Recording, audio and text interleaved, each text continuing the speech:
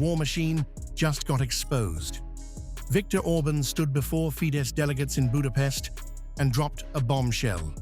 He quoted Germany's own Chancellor, who declared Russia must be economically or militarily exhausted before this war ends. Orban paused. Then the gut punch.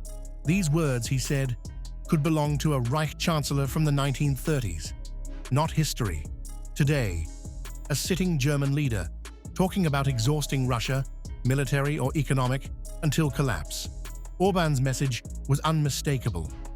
Berlin isn't seeking peace. Berlin is scripting escalation, and he wants Europe to hear it. Let me quote the words of the German Chancellor. Do not misunderstand me. These are not the words of a German Reich Chancellor from the 1930s, but of the current Chancellor. Quote, "We have inflicted unprecedented losses on Moscow.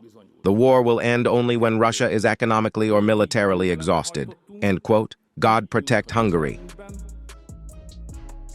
This isn't a slip of the tongue. Orban framed it as doctrine. Germany, he warned, is steering the continent toward confrontation with Moscow, dressed up as solidarity with Kyiv. For a leader who has spent years resisting Brussels' sanctions regime, this was the sharpest line yet. He didn't just criticize policy.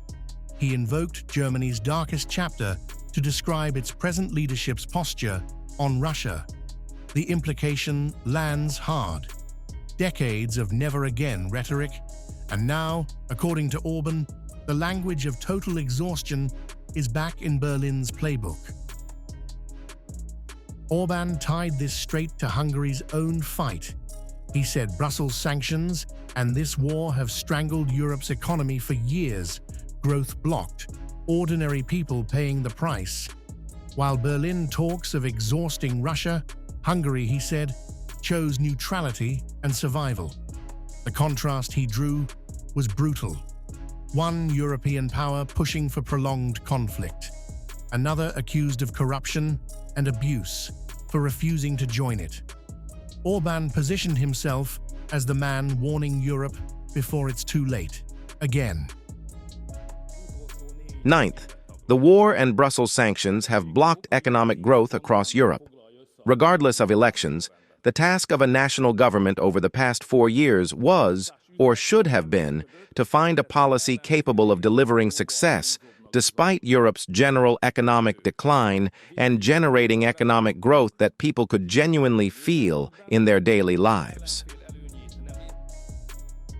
Re-elected as Fidesz leader with near unanimous backing, 729 votes out of 737, Orban now turns this accusation outward.